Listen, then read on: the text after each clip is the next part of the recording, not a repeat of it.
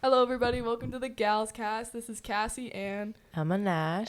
yo, what's up? And we are here to talk about the NFL. We thought it would be really interesting to add two women discussing the NFL. You don't really see that often on the internet, and Emma and I are two very mindful people. Every Sunday we are always talking to each other about what's going on in our teams and how horrible our teams are, because this year they're not killing it. Emma and I are very mindful, and we thought it would be interesting to add this to the wave. Yeah. What are your thoughts, Emma? I'm really excited to start this. It's been something we've been wanting to do for a long time now. Yes. Just because I think it's so important, because the NFL as like an industry, I feel like, is mainly a male-dominated For sure area. So there's hardly any women like commentating or anything like that. Yeah. So it's really interesting I think it would be fun to have two gals talking about it. Of course. Two very cool gals. Yes. Let's talk. Emma, talk about yourself a little bit. Okay. So kind of gonna discuss about how we got into football. Got into this? Yeah. Okay. How did you get into this, Emma? Okay. Cool. So I have always grew up in a sport, specifically football, football area. My entire family is a Pittsburgh grown and raised area. So me and my sister are the only two that weren't raised in Pittsburgh. So obviously I have a bunch of Steelers family. So grew up every Sunday going either to my grandparents' house, my aunts and uncles' house with my cousins. So always grew up around that atmosphere, and I've just always loved it. I mean, I think it's so fun, and the older I've gotten, the more I've gotten into it. So. Oh yeah, me too. What's your favorite team, Emma? Oh boy. I love the Cincinnati Bengals. Okay, boom. Hoo day. Let's go. I'll talk a little bit about how I got into it. It's actually, I think it's funny. I'm a New England Patriots fan. I'm from New England. I'm from Rhode Island, and my parents and I, every weekend we always put on the game, and my grandparents were ticket holders at Gillette Stadium, and I've never actually been to a game, but I was supposed to go to one, but homecoming ruined my chances. That would have been a dream. Yeah, I have a wedding the week of homecoming. I was supposed to go to the game that Sunday, but homecoming first. Yeah. But yeah, I grew up with it around me all the time, and I was a theater kid growing up, so it was funny for me to be interested in it. Like, I was more interested in it than any of my other sisters. Yeah. Because it's just all girls in my house. So. Yeah. Yeah, my dad and I watch it every weekend, and, we're Pats fans, but, oh my goodness. How's that going? Oh my goodness. Let's get started here. Okay, so first, we're going to talk about week 5, and we're going to give a little recap on that. Let's do that. So what was something that you noticed in the scores that was really concerning? Let's start there. Oh boy. We're looking at them right now. Let's see. We have the Saints versus the Patriots. Let's just talk about it. Yeah. Emma, what did you see that really was concerning about the Patriots especially? Watching that game, I kind of just it made me really sad. It broke my heart. It felt like they were so unprepared is what I kept saying. Yes. Because my stepmom is a huge Patriots fan, so we were watching that game. And it was just Mac Jones, I feel like he's so talented. And obviously he's QB1 for a reason, but he was just not showing up. I completely agree. I don't know what's going on with Belichick. I think they made the wrong decision. I think they could have, when Tom Brady wanted to, I know Tom Brady, but Tom Brady was the New England Patriots for so many years. He was the franchise, I feel like. He's what made the dynasty. And Bill obviously was a big part of that, but I don't know. I think Kraft should have gotten rid of Belichick and kept Brady and put him on a bigger contract, because Belichick has just proven since then that he's just too old. He just needs. So I'm sorry. He just needs to retire. Yeah. So can I ask you? Yes. How do you want the Patriots as an organization to go through the season? How do you think they should handle it? So at this point, I think we should just. We need a new quarterback next year. So the best way to do that would just be to just start not just honestly lose, because if you lose, then you'll get a higher spot in the draft next year. Yeah. And there's so many good quarterbacks. There's Caleb Williams is in the draft next year. He's really good talent from USC. I think that would be the best move. Even though it's not fun for us to watch, just knowing that they're going to restart, because like they attempted this offseason to get like Juju Smith-Schuster. They added Mike Gesicki. They added Christian Gonzalez, who's also injured. Like, it's just there's nothing right now that they can do besides like trading for Kyler Murray or something. But he's injured. I get it's still like it's only week 5. I mean, in an aspect, it's like we do have time, but at the road they're traveling on right now, I just feel like it's not too good. I do agree with you. It's really disappointing because they have so much hype for the season. Anyway, I think Bill O'Brien also needs to step up and like our defensive coaches, and it's just really disappointing from a Pats fan to see that. But anyway, Bengals won. They did. Oh my goodness. Finally, really close game against the Cardinals. Talk about it, Emma. So let's talk about it. They finally won a game. The Bengals. Finally. Let's go. So proud of the Who Day. Let's go. Last week against the Titans, one of the worst games I've ever seen. Yeah, that would be, Not just because they lost, because nothing was connecting at all. I feel like in the past couple games, like week 3, that win against the Rams was a big. It kind of gave me hope. I was like watching that. I was like, okay, Emma must be jumping up and down right now. Emma was like, yes. Because number one, that the game against the Rams, week 3, gave me hope because the defense was coming together. Sam Hubbard, Trey Henderson. They ate. They really did. And then I had hope going against the Titans, and nothing worked. Yeah. How does none of our offense connect? Like, at all. Like, there was not a single puzzle that was connecting with their offense, and defense can only do so much at that point.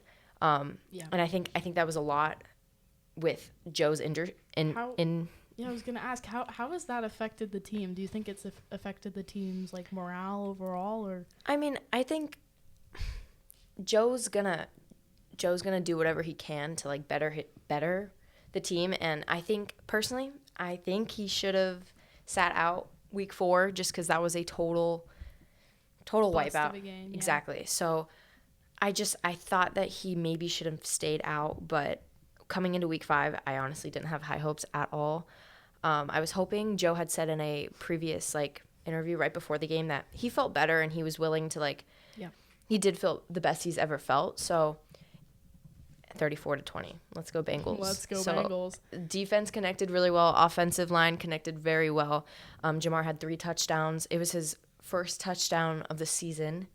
The injuries, we have T. Higgs out, which is... Yeah, T. Higgins is a big...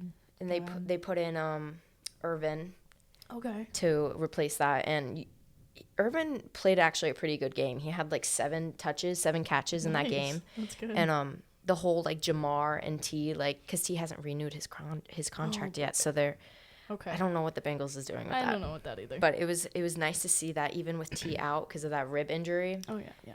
Like, I think for sure that's gonna. I think they're gonna get better. They were fighting back and they were trying to score. They played like they did in the AFC playoffs last year. That's and good. It felt really good to watch. Couple games that we just talked about. Wish we could go into details for all of them, but because they're all so many different things. Another thing, Jags and Bills, crazy game. In London, that was insane. I woke up at 9 a.m. for that game. Yeah. Okay, so bringing up to that topic. To a question, yeah. NFL games played in London now.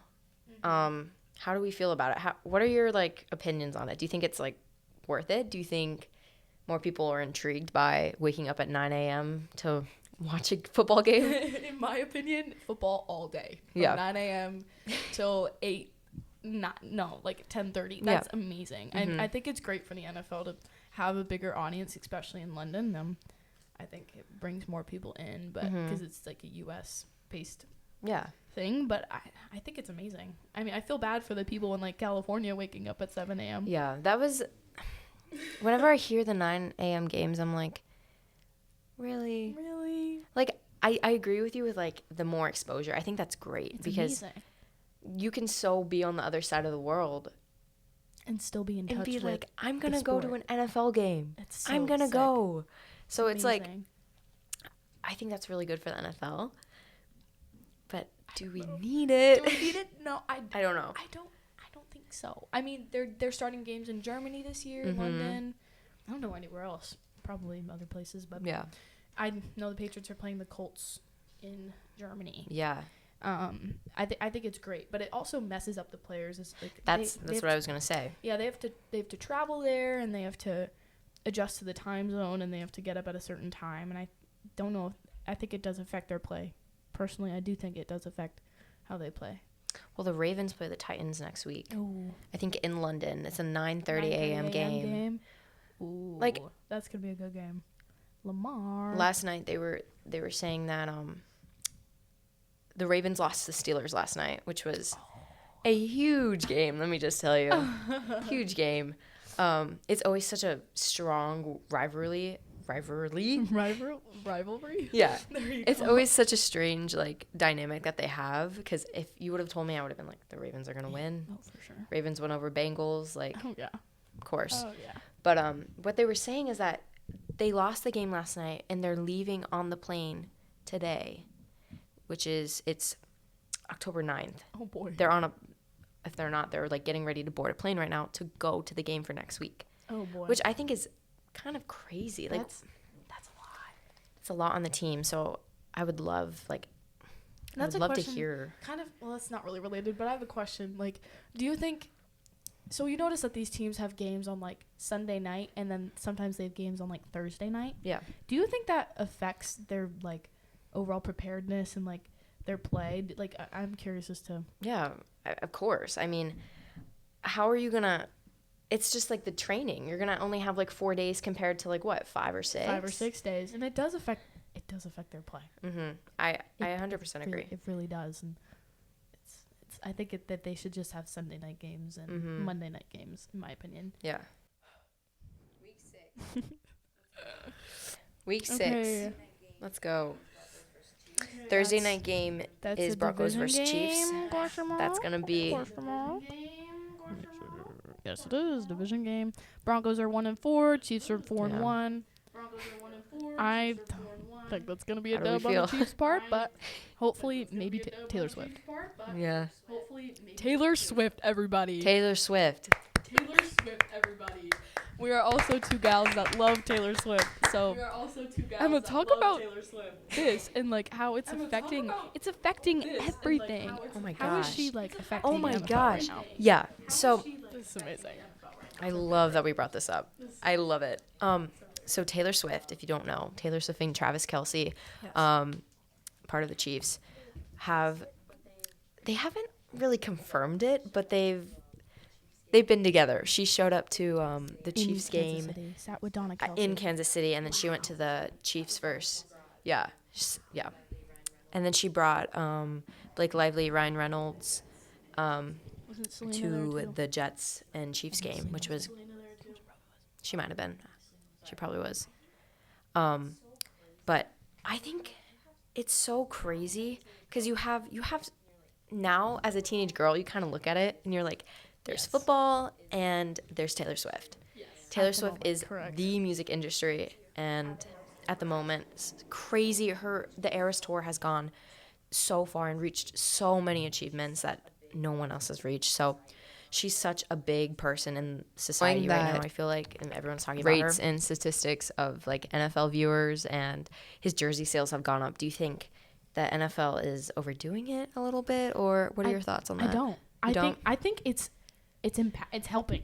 I think it's helping with viewers and everything. Okay. The NFL has always been the most watched sport, the most watched thing on TV on Sundays, and I think she has impacted it. Especially the Chiefs. I mean, the Chiefs have always been the most popular team in this, like...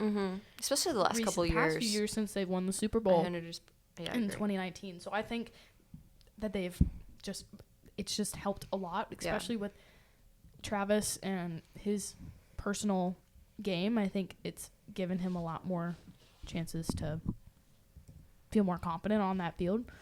Also, let's just talk about Travis and Taylor as like together. they're perfect for each other. Okay, let me just do a little math here. They're both born in 1989. Mm-hmm. What? And they're same age. Travis Kelce was born on whose birthday? Was it Marjorie? Yeah, it is. It's her great grandma or her grandmother. Yes, he was born on Marjorie's birthday. Yeah, which is her grandmother. Taylor Swift's great. She's related to Taylor. Yeah. And she wrote a song about her and everything. Mm-hmm. I just thought that was super interesting. And Taylor is known for having all these little puzzles and everything in her songs. And she always talked about, like, she wrote a song about, or in one of her lyrics, it was about not dating a boy on a football team. And I just thought it all was really funny because of what's going on right now. I'm like, Taylor, honey. Taylor, darling. Sorry. Yeah. And I think you saying that it like helps specifically like Travis is super informational and like super helpful kind of because if you go on Twitter if you see Taylor Swift and you either have, oh my gosh, she's here, I'm so excited, like yes queen, or you see comments that are like, she's ruining NFL as a whole, like, and I read this really nasty comment, I wish I had saved it, but it was just like super negative, and I was like, your player that you're watching is getting more exposure, and whenever he's on that field, when she's there, he's notably playing better. Exactly. He's playing better. So I think as long as she's there and in his life, he's going to be playing better. When that breakup happens, oh boy. He's not going to. It better happen in the offseason. And I think that's funny because if they break up, is everyone going to stop watching? So do we want these views, or are we going to just not appreciate it and just have the views drop? Because I can guarantee you, if something comes out and they broke up, all the girls that are just watching it, like giving views to NFL, are going to stop watching, and then you're going to lose money. Exactly. And I noticed just want to say this, on the NFL X or Twitter account, whatever you want to refer to it as. Why did they change the name? It says NFL Taylor's version. Yeah. And it's a picture of Taylor. So the NFL is really into it right now. That's kind of overdoing it. That's like crossing the line. I feel like talk about like, what do we think about the NFL getting into it? I mean, it's one thing if the fans are like excited about it. Mm-hmm. Personally, I don't think the NFL needs to go that in depth. No, I don't either. With it, because it's just it's like a conspiracy. It's not even like, well, it's not a conspiracy. It's just a theory. It's not like a real thing. Well, they changed it back. Okay, Emma's looking at Twitter right now. They did change it back. But that's what it was the week that she was at the Chiefs game. Mm-hmm. It's so hard because I love Taylor Swift so much. Like, and I loved how she like intercrossed into my other world, my other love, football. So I automatically love it. But when I saw that banner, it was like Taylor Swift's version, like NFL, like, okay, I kind of get what you're doing. It's kind of fun, but at the same time, you're purposely making money off of her. And I don't know if I love that. And I also like, I don't disagree with people that are saying that it's like too much, I guess, in my, like seeing her at games and Kelsey does something right and you're like, oh my gosh, what is she going to do? And they flash the camera towards Taylor. Like, obviously, love that. Love seeing how she's like cheering. But love seeing her a little bit. I do think it may be a little too much. And I think it did die down with her not going to the Vikings game. But it's just like, we'll have to see how it plays out. We will. So maybe next episode we'll go see what happens. We'll give you guys an update. She goes to the next game. Okay, guys. New segment. Rapid fire. Okay, so Cassie, I'm gonna ask you week 6, and you're gonna tell me who you think's gonna win out of that game. Okay. You ready? Thursday Night Football: Broncos or Chiefs? Chiefs. Panthers versus Dolphins. Dolphins. Yep. For sure. Okay, Commanders versus Falcons. Commanders. I'm gonna go with it. Really? Yeah. Okay. I'm doing it. Seahawks versus Bengals.